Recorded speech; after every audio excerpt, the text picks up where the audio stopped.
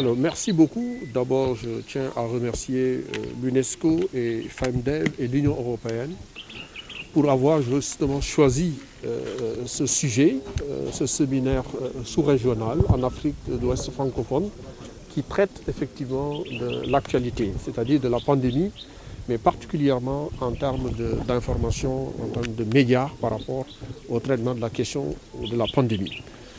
Alors, la question de l'information, qui soit fiable, vérifiée, a été toujours la problématique au niveau des médias, même en temps normal.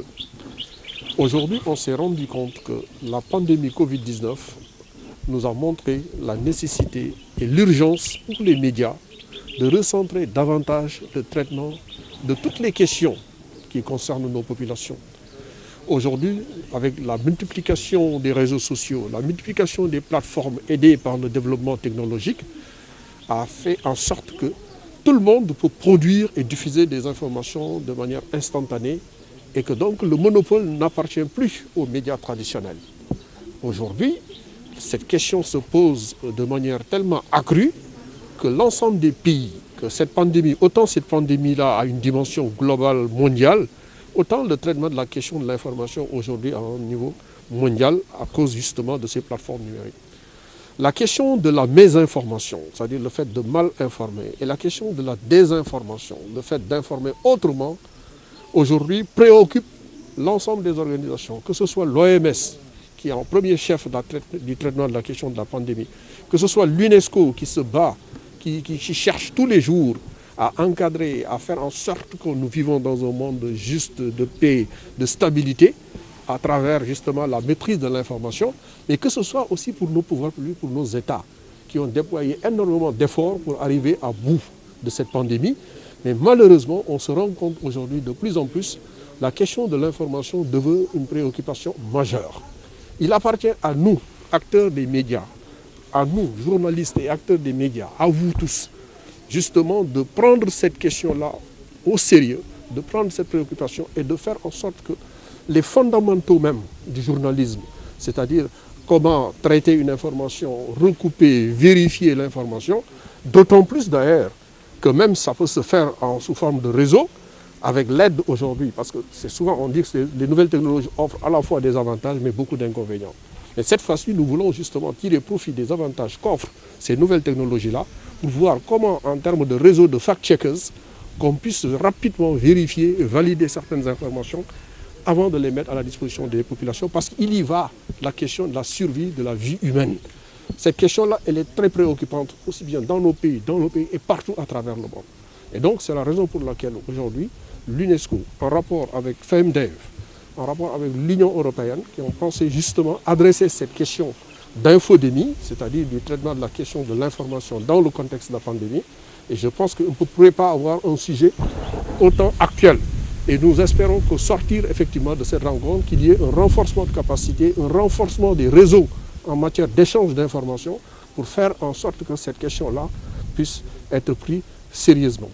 Bon, je suis très ravi justement de cette question qui, bien entendu, n'entre pas en ligne dans ce qui nous préoccupe aujourd'hui. Parce qu'effectivement, il faut que nous nous concentrions autour de l'essentiel. Nous parlons de la pandémie, la gestion de l'information dans le contexte de la pandémie. Mais toutes les questions qui concernent le développement des médias, nous sommes effectivement ravis et nous sommes prêts à y apporter des questions. Aujourd'hui, je pense qu'un pays comme le Sénégal, qui a toujours été aux avant-gardes en matière de démocratie, et tout le monde sait le rôle de la presse dans la consolidation de la démocratie, nous avons entamé une série de réformes, énormément de réformes. Et parmi ces réformes-là, ça touche tous les aspects. Et d'ailleurs, nous en profitons même pour remercier l'UNESCO sur l'appui en matière d'accès à l'information. Aujourd'hui, nous poursuivons ces réformes. Et le Sénégal est un pays où on a un agenda législatif et réglementaire qui, en rapport avec toutes les autres institutions, et nous déroulons justement ce programme-là. Au moment, quand il faudra justement changer le régulateur, effectivement, nous le ferons. Nous avons aujourd'hui estimé qu'il fallait d'abord assainir. Vous avez vu, nous avons déployé la carte de presse numérisée accessible. Vous pouvez même y accéder en remplissant les conditions. C'est le premier niveau d'assainissement. Et d'ailleurs, ça répond même à la question justement du traitement de l'information dans le contexte de la pandémie. Parce que généralement, si on regarde de plus près, ce sont des gens qui sont venus dans le métier avec la facilité qu'offrent les nouvelles technologies pour se positionner comme des journalistes, soi-disant journalistes citoyens, pour offrir des informations sans pour autant avoir recours aux principes qui guident ce métier, notamment le traitement, le recoupement, la vérification. Et c'est ça qui nous amène aujourd'hui les véritables problèmes. C'est la raison pour laquelle je pense que le premier niveau de traitement, avant même de parler de cadre juridique réglementaire, nous devons d'abord assainir le métier, assainir les entreprises, appuyer financièrement les entreprises et les organes qui restent, mettre l'accent sur la formation. Voilà des questions qui nous préoccupent. Mais bien entendu, nous avons un cadre, nous avons un planning que nous déroulons au fur et à mesure pour asseoir un cadre juridique et réglementaire, un environnement qui soit favorable à l'émergence des médias. Et là, il y va de notre survie et de la survie de tout le monde. Alors déjà, merci pour le privilège de cette entrevue. Et permettez-moi déjà de saluer tout le travail que les professionnels des médias que vous êtes accomplissez et que vous avez surtout accompli depuis le début de la pandémie pour faire en sorte que la population puisse avoir accès à une information crédible et fiable. Et effectivement, c'est pour garantir l'accès de la population à l'information crédible et fiable que l'atelier qui nous réunit ce matin a tout son sens. Vous savez, la Déclaration universelle des droits de l'homme a consacré le droit à l'information comme faisant partie des droits importants pour l'être humain. Tout simplement parce que ce droit, lorsqu'il est garanti, il permet à chaque être humain de pouvoir prendre des décisions éclairées sur tous les aspects de sa vie. Vous savez, si vous avez accès à la bonne information pour l'investissement, vous saurez comment investir. Si vous avez accès à la bonne information sur votre santé, vous saurez comment agir pour pouvoir préserver votre santé. Si vous avez accès à la bonne information sur l'éducation ou tous les autres aspects de la vie, vous saurez prendre des décisions en connaissance de cause. Alors, la Covid-19 a intervenu dans un contexte particulier.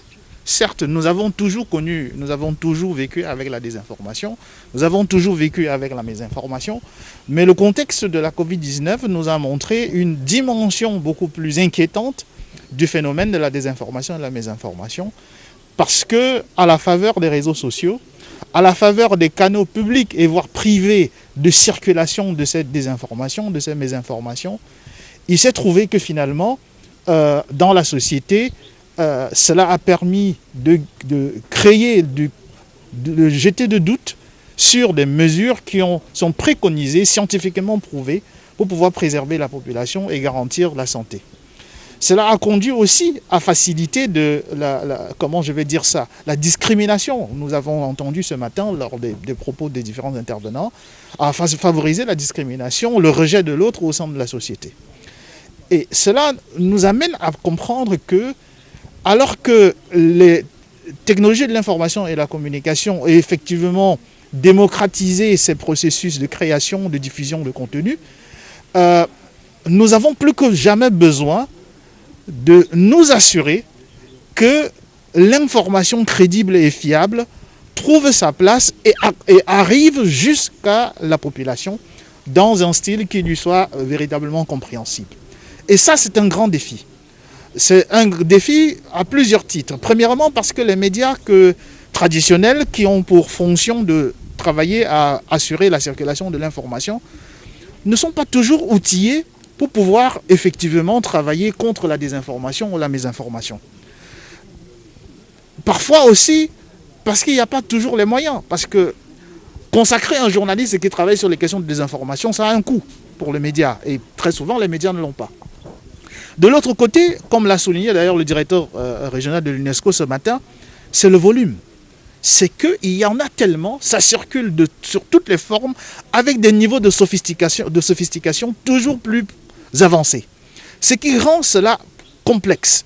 Parfois, il y a des désinformations qui sont conçues avec aujourd'hui les technologies de deepfake et autres, qui rendent extrêmement difficile de pouvoir déceler la vérité de l'erreur.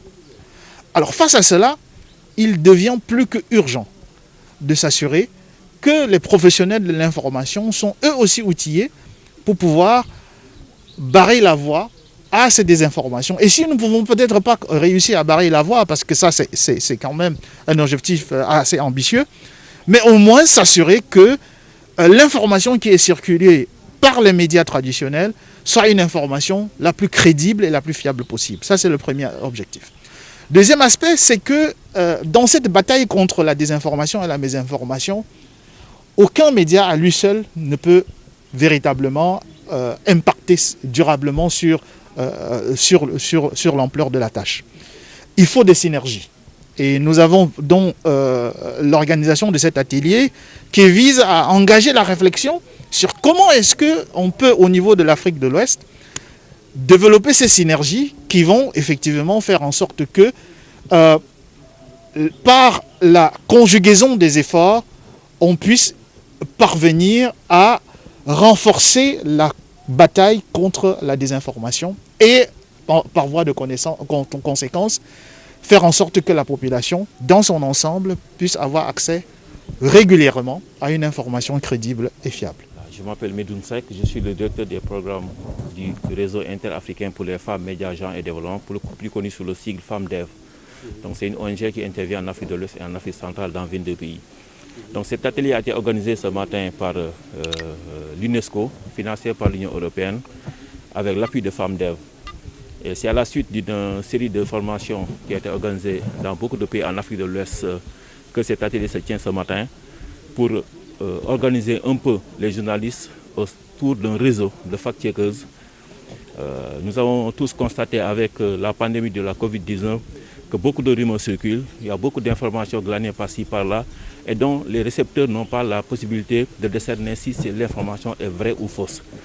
Et c'est par rapport à cela que l'UNESCO, le bureau régional de l'UNESCO basé à Dakar, a eu l'initiative avec le soutien financier de l'Union européenne pour organiser de telles activités, pour créer un réseau de fact-checkers afin de mettre à la disposition des journalistes des ressources permettant de vérifier la crédibilité et la fiabilité des informations.